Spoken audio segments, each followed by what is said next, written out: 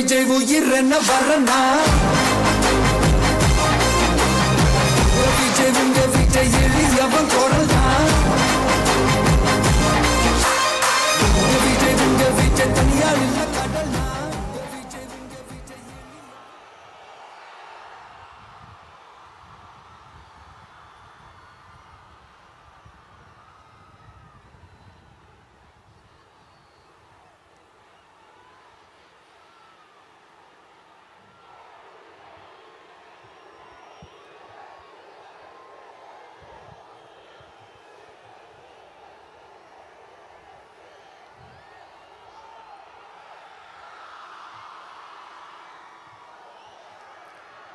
மஞ்சள்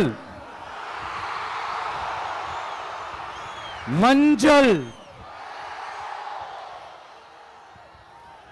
பொதுவா நல்ல காரியங்கள் ஸ்டார்ட் பண்றதுக்கு முன்னாடி இந்த மஞ்சள் எடுத்து வச்சு தான் ஸ்டார்ட் பண்ணுவாங்க. நம்ம வீட்டில் கூட நம்ம அம்மா அக்கா தங்கைகள் நமக்காக நாம நல்லா இருக்கணும்ன்றதுக்காக மஞ்சள் புடவை கட்டிக்கிட்டு தான் வேண்டிக்குவாங்க. அப்படி அந்த மஞ்சள்னாலே ஒரு தனி வைப்பு தாங்க. நம்ம கொடியில கூட அந்த வைப்ரண்டான அந்த எனர்ஜெட்டிக்கான அந்த மஞ்சள் இருக்குமே, அந்த மாதிரி மங்களகரமான மஞ்சள் விளையிற பூமி தான் இந்த ஈரோடு பூமி. இங்க வந்து மஞ்சளை பத்தி பேசாம வேற எங்க போய் பேசுறது? அது மட்டும் இல்ல, இங்க ஒரு மகத்தான ஒரு மனிதரை பத்தி நம்ம பேசியே ஆகணும். இந்த ஈரோடு மண் விவசாயத்துக்கும் பேர் போன மண். இங்க நடக்கிற அந்த விவசாயத்துக்கு மிக முக்கியமான ஒரு கவசமா இருக்கிறது என்ன தெரியுமா? காலிங்கராயன் அணை, காலிங்கராயன் கால்வாய். காலிங்கராயன் அணை கட்டினதுலையும் கால்வாய் வெட்டினதுலையும் உயிரான உணர்வு பூர்வமான நிறைய விஷயங்கள் இருக்குது. அப்படி அந்த ப்ராசஸ்ல அவர் அந்த அணை கட்டும் போதும் கால்வாய் வெட்டும் போதும் ரொம்ப சோர்வடைஞ்சிட்டாராம். அப்ப அவங்க அம்மா அதை பார்த்துட்டு சொன்னாங்களாம், மகனே காளிங்கா, தயிர் வித்த காசு தாழ்வாரம் வரைக்கும் இருக்குது, மோர் வித்த காசு முகுட வரைக்கும் இருக்குது, அதை எடுத்துக்கிட்டு போய் அணைய கட்டியா கால்வாய வெட்டியான்னு சொல்லி தைரியம் கொடுத்தாங்களாம். பெத்த அம்மா கொடுக்கிற அந்த தைரியம் இருக்கு பாருங்க, அதை தாண்டி வேற எதுவுமே கிடையாதுங்க. ஒரு மனுஷனால எதையும் சாதிச்சு காட்ட முடியும். அப்படி ஒரு தைரியத்தை தான் இப்ப நீங்க என்னுடைய அம்மா அக்கா தங்கைகள் நண்பா நண்பிகள் தோழர்கள் எல்லாரும் எனக்கு கொடுத்திருக்கிறீங்க. அதே தைரியத்தை, அதே துணையா என் கூட நிக்கிறீங்க. இதை எப்படி நம்ம பிரிச்சு விடலாம்? இதை எப்படி நம்ம கெடுக்கலாம்? என்னெல்லாம் அவதூறுகள் நம்ம விஜய் மேல சொல்லி மக்களை நம்ப வைக்கலாம்? என்னெல்லாம் சூழ்ச்சிகள் நம்ம விஜய் மேல பண்ணி மக்களை நம்ப வைக்கலாம்? இப்படி சூழ்ச்சிகளை மட்டுமே நம்பி பொழப்ப நடத்துற சில சூழ்ச்சிக்கார கூட்டங்கள் இதை தொடர்ந்து செஞ்சுக்கிட்டு தான் இருக்கு. ஆனா அவங்களுக்கு தெரியாது, இது இன்னைக்கு நேத்து வந்த உறவு இல்ல. கிட்டத்தட்ட 30-33 வருஷத்துக்கு மேல இருக்கிற உறவு. ஏன் நான் சினிமாக்கு வந்தப்போ எனக்கு வயசு 10, அப்பல இருந்தே இந்த உறவு ஸ்டார்ட் ஆகி போயிட்டு இருக்கேன்னு அவங்களுக்கு தெரியாம போச்சு. அதனால என்ன பண்ணாலும், நீங்க என்ன ட்ரை பண்ணாலும், எல்லாத்தையும் விட்டுட்டு மக்களுக்காக வந்திருக்கிற இந்த விஜய மக்கள் ஒரு நாளும் கைவிட மாட்டாங்க. மக்கள் கூடவே நிக்கிறாங்க, கூடவே நிப்பாங்கன்னு அவங்களுக்கு தெரியாம போச்சு. என்னப்பா நிப்பீங்கல்ல? உங்களை நம்பிதாப்பா வந்திருக்கிறேன். அதான் இந்த சத்தம் தாங்க வாழ்நாள் பூரா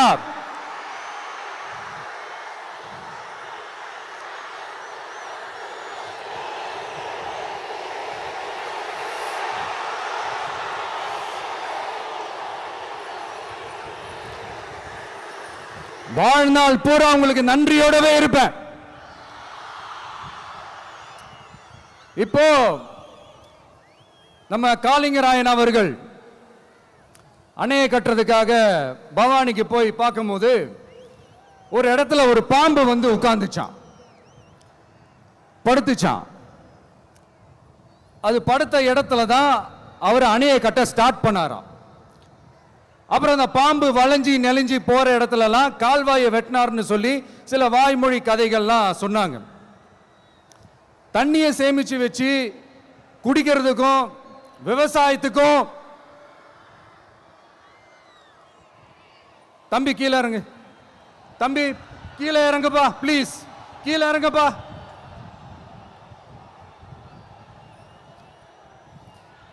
ஓகே, தேங்க்யூ தேங்க்யூ. கீழே இறங்குங்க, கீழே இறங்குப்பா. நீ இறங்கினாதான் முத்தம் கொடுப்பேன்.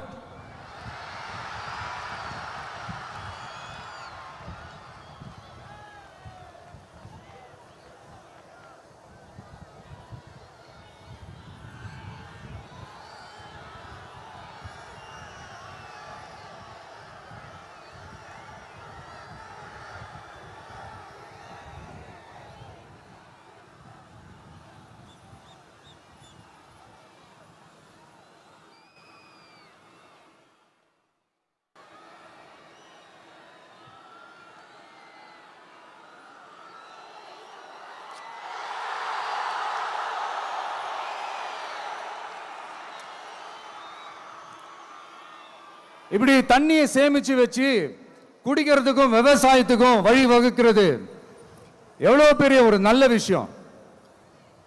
ஸோ இந்த மாதிரி நல்ல விஷயங்கள்லாம் செஞ்சிட்டு கதைகள் சொன்னா பரவாயில்ல, எதுவுமே செய்யாம கதைகளை மட்டும் அடிச்சு விடுறது எப்படி?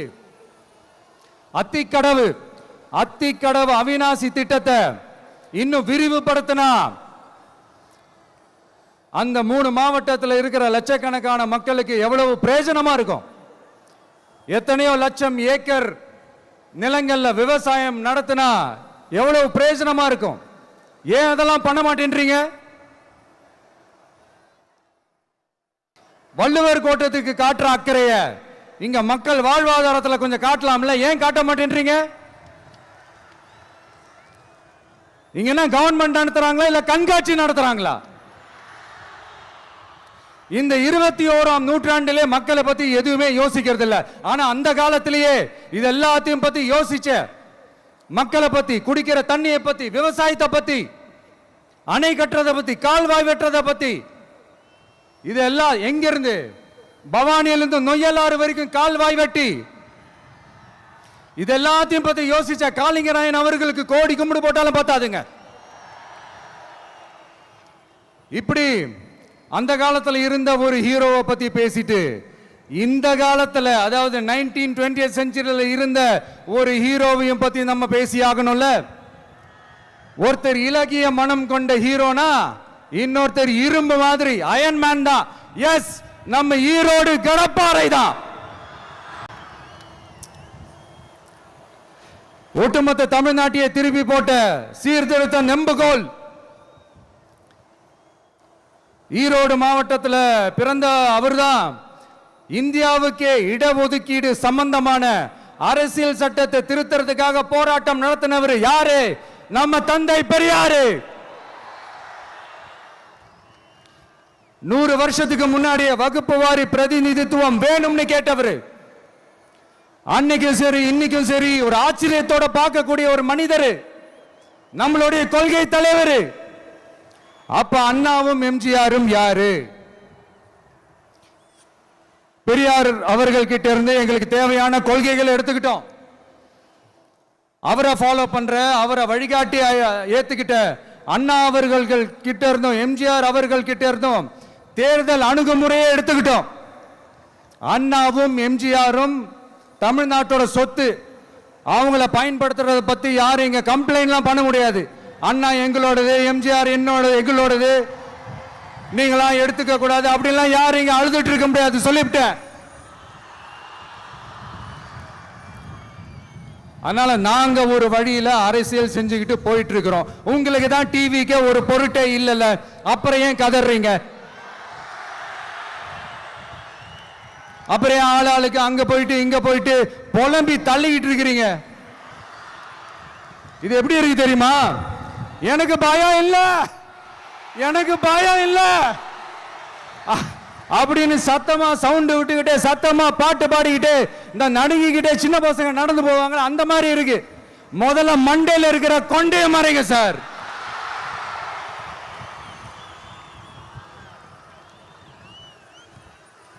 சும்மா மாறு வேஷத்துல மறு வச்சுக்கிட்டு மீடியா ஆளு, ரேடியோ ஆளுன்னு இவங்க ஆளுங்களே மாத்தி மாத்தி அனுப்பிக்கிட்டு இதெல்லாம் என்ன மக்களுக்கு தெரியாதுன்னு நினைச்சிட்டு இருக்கீங்களா? மக்கள் எல்லாத்தையும் உன்னிப்பா கவனிச்சிட்டு இருக்காங்க. அதனாலதான் சொல்றேன், உங்களுக்கு நீங்க கொள்ளையடிச்சு வச்சிருக்கிற காசு தான் துணை.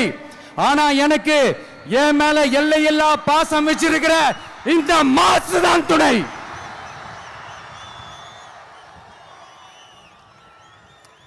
இப்படி நமக்கு துணையா இருக்கிற ஈரோடு மக்களுக்காக நான் இப்போ குரல் கொடுக்கலாம் வந்திருக்கிறேன். சரி, இப்ப விஷயத்துக்கு வருவோம். பெரியார் அவர்கள் கிட்ட இருந்த அந்த செல்வாக்கையும் அந்த பதவிகளையும் அந்த பவரையும் வச்சுக்கிட்டு அவர் என்ன சொன்னார் தெரியுமா? இவ்வளவு செல்வாக்கு, இவ்வளவு பதவிகள், இவ்வளவு பவர் இருந்தோம் நான் ஒரு 5 பைசா காசு சம்பாதிச்சிருப்பேனா? எனக்கோ இல்லை என் குடும்பத்துக்கோ பட்டங்கள் வேணும், பதவி வேணும்னு ஏதாவது கேட்டிருப்பேனா? இல்லை ஏதாவது லாபம் பார்த்திருப்பேனா? இல்லை எதுக்காவது ஆசைப்பட்டிருப்பேனா? ஆனா அவர் பேரை சொல்லிக்கிட்டு அவருடைய கொள்கையை ஃபாலோ பண்றதா சொல்லிக்கிட்டு இப்ப ஆட்சியில இருக்கிறவங்க என்னெல்லாம் செய்யறாங்கன்னு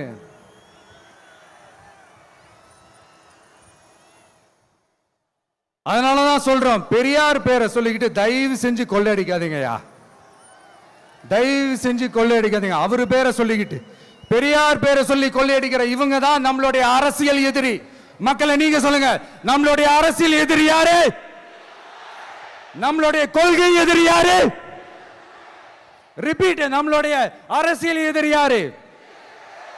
நம்மளுடைய கொள்கை எதிரி யாரு? உங்களுக்கு புரியுது இல்ல? எனக்கு அது போதும்யா, எனக்கு வேற எதுவுமே தேவையில்லை.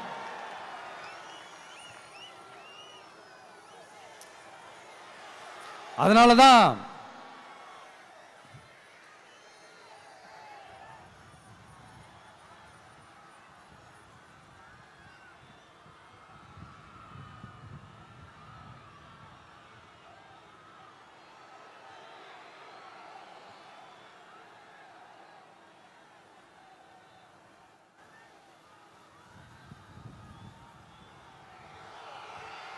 உங்களுக்கு நம்மளை பத்தி நம்ம அரசியலோட நீங்க எல்லாரும் என்னோட அரசியலோட கனெக்டடா இருக்கீங்கன்றது ரொம்ப தெளிவா தெரியுது. அதனால எனக்கு அது போதும். அதனாலதான் எதிரிகள் யாருன்னு சொல்லிட்டு களத்துக்கு வந்திருக்கிறோம். அதனால அவங்கள மட்டும் தான் எதிர்ப்போம். அதுவும் அந்த எதிரிகள் யாரு இப்போ இங்க 2026 சட்டமன்ற தேர்தலில் களத்தில் இருக்கிறாங்களோ அவங்கள மட்டும் தான் எதிர்ப்போம். சும்மா களத்திலே இல்லாதவங்களையும், களத்துக்கும் அவங்களுக்கும் சம்பந்தமே இல்லாதவங்களையும் எதிர்க்கிற ஐடியாலாம் இல்ல பாஸ். நீங்க கேட்கிறீங்கன்றதுக்காகலாம் எதிர்த்துட்டு இருக்க முடியாது பாஸ். எங்களுக்கு நிறைய வேலை இருக்குது.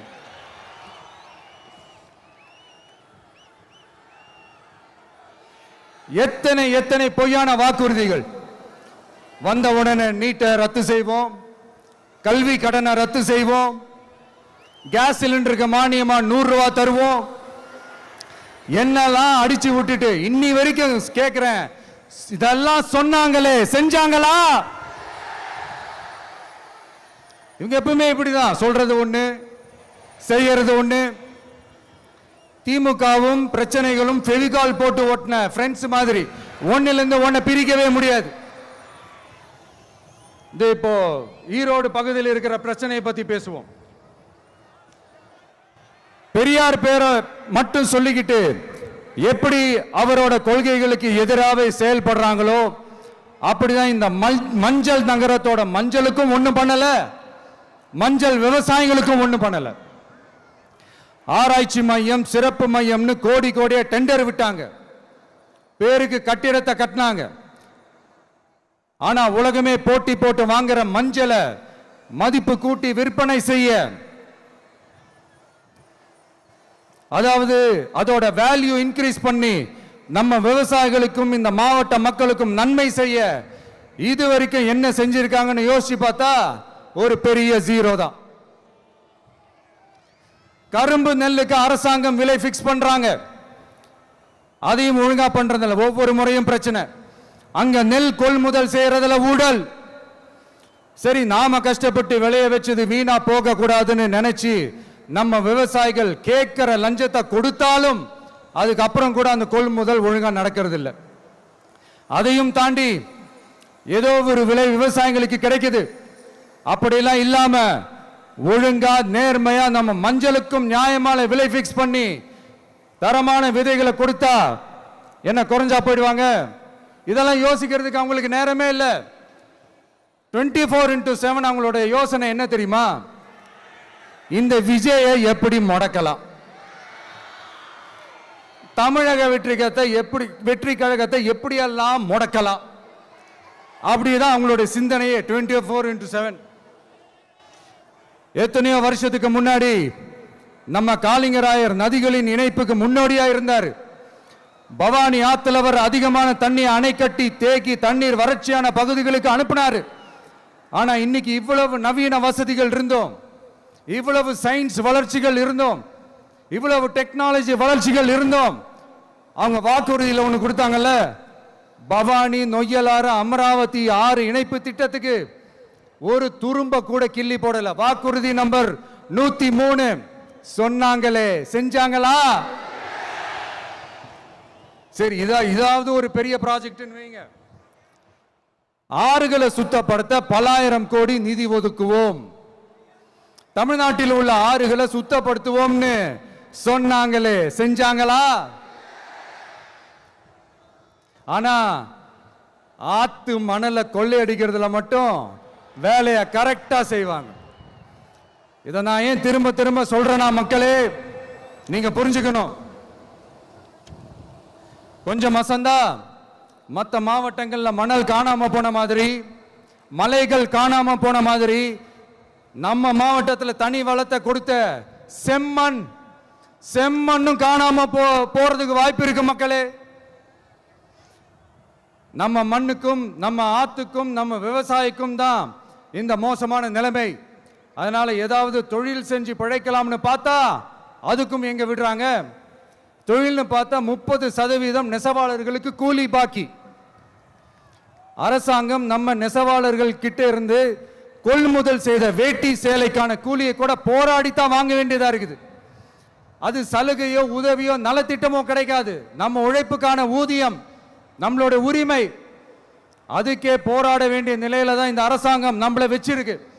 நல்லா பார்த்துக்கங்க மக்களே, உரிமைக்கு குரல் கொடுத்தவங்க தான் இவங்க.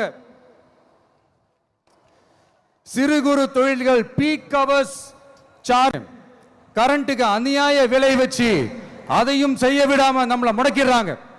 அந்த பீக் ஹவர்ஸ் சார்ஜ் கொள்ளையால எத்தனை வருஷமா எவ்வளவு பேர் பாதிக்கப்படுறோம், எவ்வளவு தொழில்கள் பாதிக்கப்படுது. நாமளும் கத்துறோம், போராடுறோம், கோரிக்கை வைக்கிறோம். எதையாவது இவங்க கண்டுக்கிறாங்களா? கொஞ்சம் யோசிங்க. ஏன் கண்டுக்க மாட்டேன்றாங்கன்னு கொஞ்சம் யோசிங்க.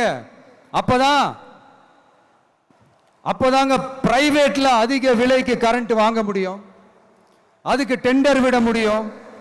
அப்படி டெண்டர் விட்ட மேட்டர்ல எல்லாம் என்ன நடக்கும்னு உங்களுக்கும் தெரியும், எனக்கும் தெரியும், நம்ம எல்லாருக்குமே தெரியும். இந்த மாதிரி ஈரோடுல மட்டும் இல்ல, எந்த மாவட்டத்துக்கு போனாலும் பிரச்சனைகள் மேல பிரச்சனைகள் தான். அதையெல்லாம்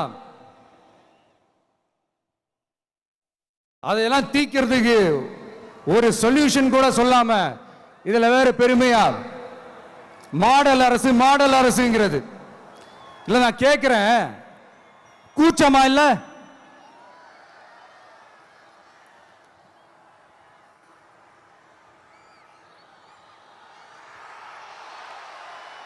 இதெல்லாம் கேட்டா அப்படியே நம்ம பக்கம் யூட்டர்ன் அடிச்சு வந்துருவாங்க. விஜய் என்ன அரசியல பேச மாட்டேன்றாரு, விஜய் என்ன சினிமா டயலாக் மாதிரி பேசுறாரு, விஜய் என்ன பஞ்ச் டயலாக் பேசுறாரு, விஜய் என்ன 10 நிமிஷம் தான் பேசுறாரு, 9 நிமிஷம் தான் பேசுறாரு. நான் எத்தனை நிமிஷம் பேசினா உங்களுக்கு என்ன சார்? நான் எப்படி பேசினா உங்களுக்கு என்ன சார்? உள்ள விஷயம் என்னன்னு பாருங்க சார். ஒவ்வொரு மாவட்டத்துக்கும் போய் மக்கள் ஃபேஸ் பண்ற பிரச்சனைகளை எடுத்து பேசிட்டு இருக்கிறேன். பின்ன அது அரசியல் இல்லாம வேற எதுதான் அரசியல்? உங்களை மாதிரி தனிப்பட்ட முறையில் தரக்குறைவா அசிங்கமா பேசுறதுதான் அரசியல்னா அந்த அரசியல் நமக்கு வராதுன்னா நல்லாவே வரும். உங்களை விட எனக்கு அது நல்லாவே வரும். வேணான்னு விட்டு வச்சிருக்கிறோம். அப்புறம் உங்களுக்கு நமக்கு என்ன வித்தியாசம்? காஞ்சிபுரத்தில் நாம பேசும்போது இந்த மாதிரி உங்களால் அமைக்கப்பட போற ஆட்சியில நம்ம ஆட்சிக்கு வந்த உடனே என்னெல்லாம் செய்ய போறோம்ன்றது சிலது சொன்னோம். அதையெல்லாம் தப்பா புரிஞ்சுக்கிட்டு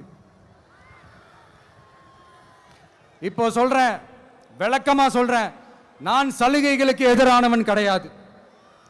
மக்களுக்கான சலுகைகளை இலவசம்னு சொல்லி அசிங்கப்படுத்துறதுல எனக்கு உடன்பாடு கிடையாது. மக்கள் காசுல மக்களுக்கு செய்யறதை எப்படி இலவசம்னு சொல்லுவீங்க? அப்படியே செஞ்சிட்டாலும் ஓசில போறேன்னு சொல்லி அசிங்கப்படுத்துறீங்க. என்ன கேட்கறதுக்கு ஆள் இல்லைன்னு நினைச்சீங்களா? மக்களுக்கு ஒண்ணுன்னா இந்த விஜய் வந்து நிப்பா, இந்த விஜய் வந்து கேள்வி கேட்பா. இந்த விஜய் எப்பவுமே மக்கள் பக்கம் தான், அதே மாதிரி மக்களும் என் பக்கம் தான். என் மக்கள் மானத்தோட மரியாதையோட கௌரவத்தோட வாழணும். என் மக்கள் யாருக்கும் கீழே கிடையாது.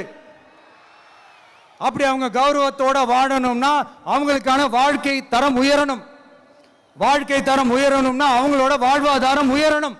வாழ்வாதாரம் உயர்ந்தாதான் பொருளாதாரம் உயரும். பொருளாதாரம் உயர்ந்தாதான் வசதி வாய்ப்புகள் உயரும். இதெல்லாம் உயர்ந்தாலே ஆட்டோமேட்டிக்கா அவங்களோட வாழ்க்கை தரம், அவங்களுக்கான மரியாதை, அவங்களுக்கான கௌரவம் எல்லாமே உயரும். இதுக்கான வழிகள், அந்த சூழல்களை அந்த கவர்மெண்ட் அமைச்சு கொடுக்கணும். இதுக்கான அந்த திட்டங்களை செயல்படுத்தணும். இதெல்லாம் செஞ்சாதான் அந்த அரசாங்கம் ஒரு நல்ல அரசாங்கம். இதைத்தான் சொன்னோம்.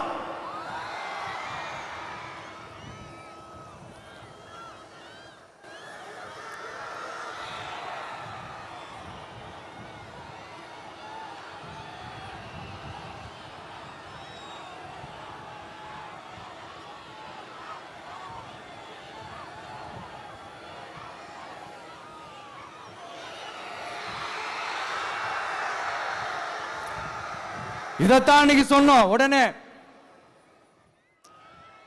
சொன்னா மட்டும் போதுமா? எப்படி செயல்படுத்துவீங்க? நாங்க என்ன வாயிலே வடை சுடுறதுக்கு டிஎம்கேவா? டிவிகேடா?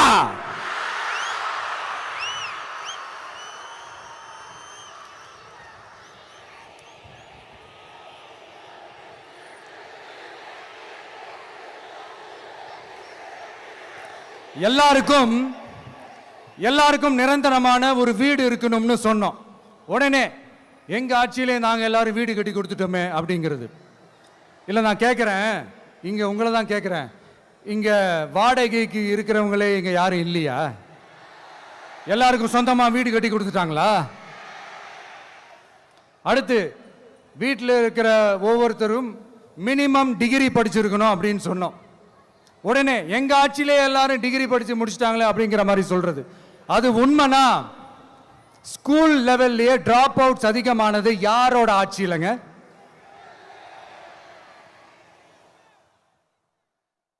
பசங்க பிள்ளைங்க யாரும் ஸ்கூல்ல சேரலன்னு சொல்லிட்டு எனக்கு தெரிஞ்சு 207 கவர்மெண்ட் ஸ்கூல்ஸ் மூடினது யாரோட ஆட்சியிலங்க?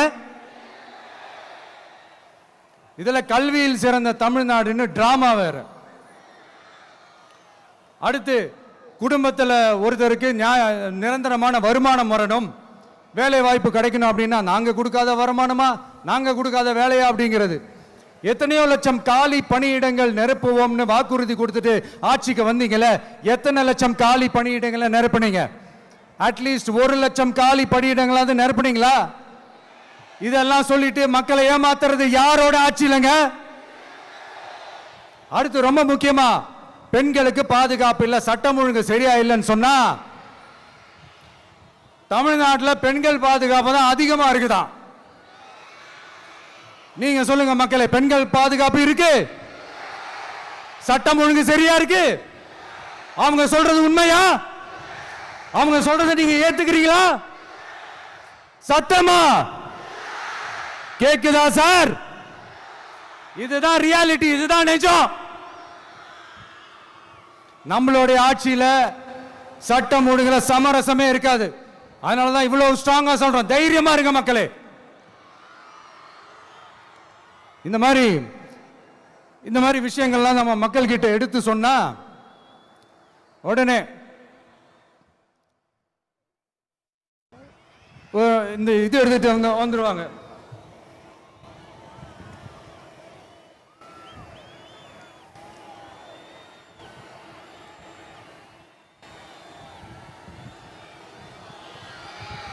இந்த மாதிரி இதெல்லாம் என்னென்ன செய்ய போறோன்றது சிலதெல்லாம் காஞ்சிபுரத்தில் சொன்ன மாதிரி சொன்னா எல்லாத்தையும் தப்பா திருச்சி பேசிக்கிட்டு அவதூறு பரப்பிக்கிட்டு. நான் கூட யோசிப்பேன், எம்ஜிஆர் அவர்களும் மேடம் ஜெயலலிதா மேடம் அவங்களும் ஒரே வார்த்தையில சொல்லி இந்த திமுகவை காலி பண்ணாங்கல்ல.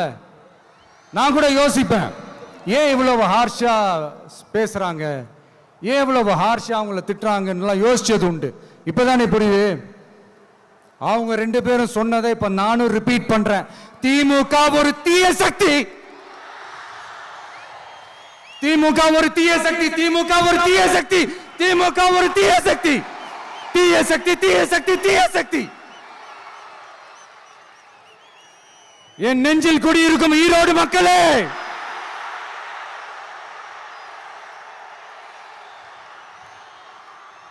டிவிகே ஒரு தூய சக்தி.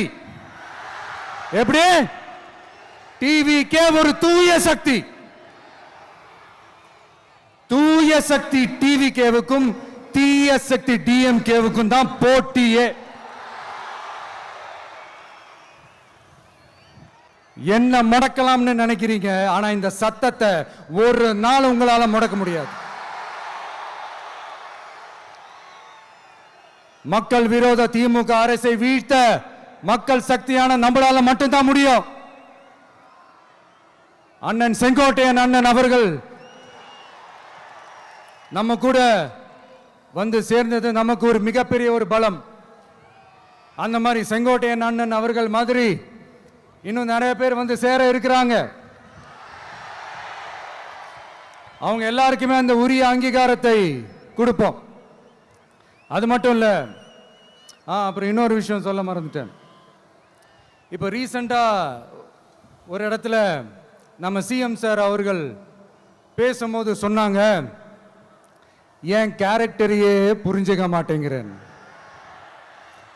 இது சினிமா டயலாக் இல்லையா? நான் ஏதாவது பேசினா சினிமா டயலாகா? சார் பேசினா அது சினிமா டயலாக் இல்லையா? சிலப்பதிகாரத்திலிருந்து எடுத்ததா அந்த லைன், என் கேரக்டரையே புரிஞ்சிக்க மாட்டேன்றது. உங்களை எப்படிதான் சார் புரிஞ்சுக்கிறது? எந்தெந்த விஷயத்துலலாம் சார் உங்க கேரக்டர் நாங்கள் புரிஞ்சுக்கிறது? அதையும் நீங்களே சொல்லிட்டீங்கன்னா கொஞ்சம் நல்லா இருக்கும் சார். சட்டம் ஒழுங்குல நாடே சந்தி சிரிக்குது, அதுலையா? பெண்கள் பாதுகாப்புல நாடே சந்தி சிரிக்குது, அதுலையா? பொய் வாக்குறுதிகளா கொடுத்து ஏமாத்தி ஆட்சிக்கு வந்தீங்களே, அதுலையா? எதுல தான் சார் உங்க கேரக்டர் நாங்க புரிஞ்சுக்கிறது? ஆனா ஒண்ணு, தமிழ்நாட்டில் ஆட்சி செய்யற நீங்களும் சரி, ஒன்றியத்தில் ஆட்சி செய்யறவங்களும் சரி, நீங்க 2 பேரும் முதல்ல என்னோட கேரக்டரை புரிஞ்சுக்கணும் சார். என்னோட கேரக்டர்னு சொன்னது நம்ம மக்களோட கேரக்டரை. 2026 சட்டமன்ற தேர்தலோட அந்த கேரக்டரே கொஞ்சம் வேற மாதிரி சார். அதை கொஞ்சம் தயவு செஞ்சு நீங்க புரிஞ்சுக்கணும் சார். புரிஞ்சுக்கலன்னா மக்களே உங்களுக்கு புரிய வைப்பாங்க சார். கான்பிடண்டா இருங்க சார், நல்லதே நடக்கும் சார். வெற்றி நிச்சயம் சார். மீண்டும் சந்திக்கும் வரை நன்றி, வணக்கங்க சார். நண்பா, நண்பிகள், இங்க எல்லாம் பார்த்தோம், எல்லாம் நல்லபடியா நடந்தது. சேஃபா வந்துட்டு சேஃபா வீட்டுக்கு போயிடுங்க. எனக்கு எல்லாத்தையும் விட நீங்க தான் எனக்கு முக்கியம். தயவு செஞ்சு சேஃப்டியா போயிட்டு வாங்க. ஒரு ஈரோடு செல்ஃபி ஒன்று எடுப்போமா?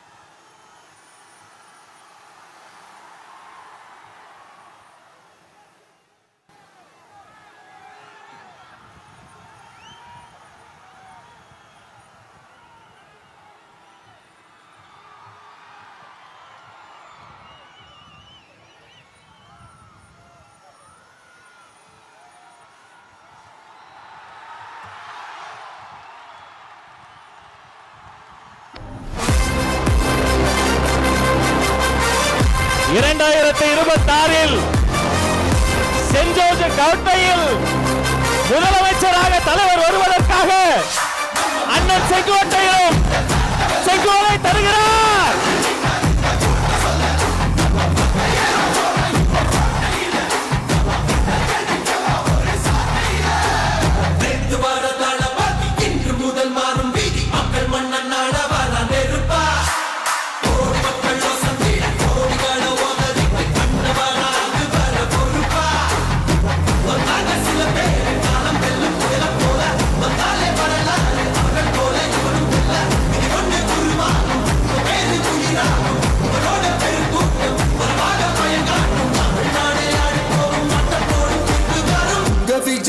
விஜய் உயிரென்ன வரனா,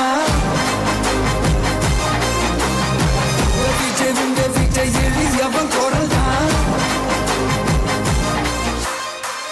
விஜய் தனியார் இல்ல கடல்னா, விஜய் எளியவன் குரல்னா, விஜய் தனியார் இல்ல கடல்னா, மக்கள் தானே மன்னர்களை உனக்கு காட்ட வரனா.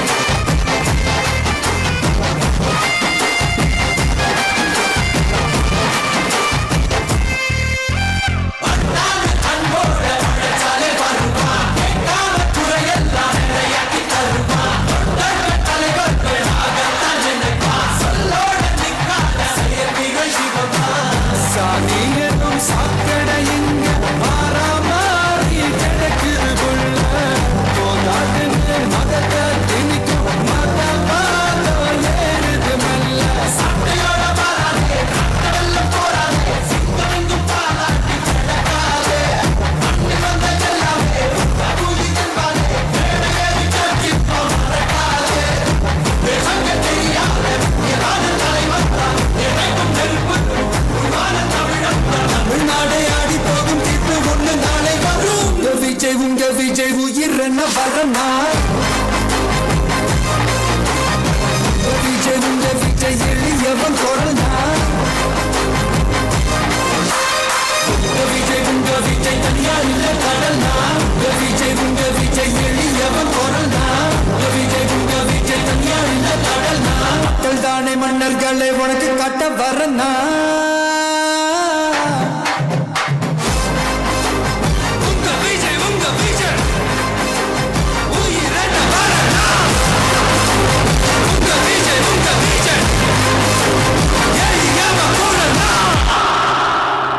உங்க விஜய் நான் வரேன்.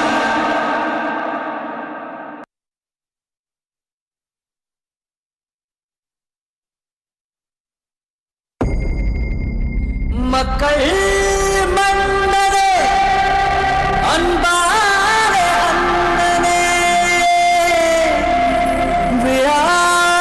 விழாவீரனே பெரியார் பேரனே மன்னா மன்னா எங்க உரிமை காவல்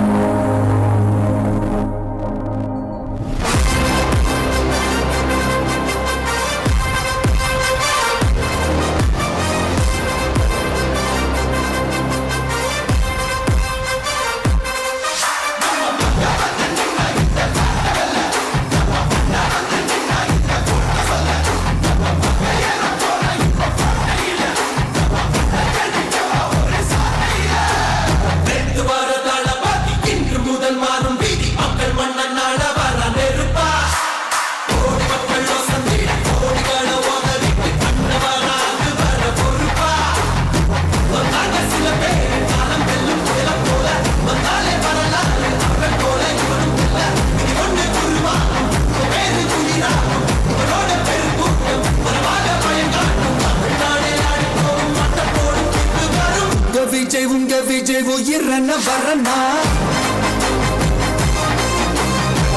விஜய் உங்க விஜய் எளிய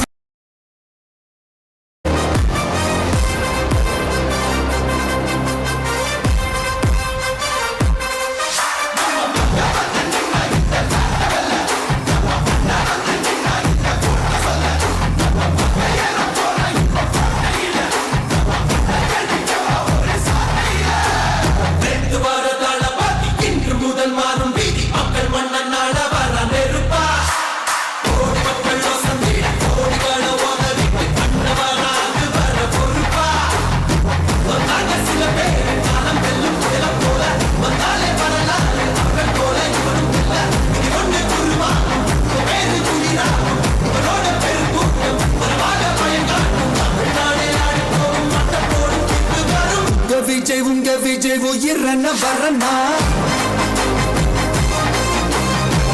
விஜய் உங்க விஜய் எளியவன் குரல்னா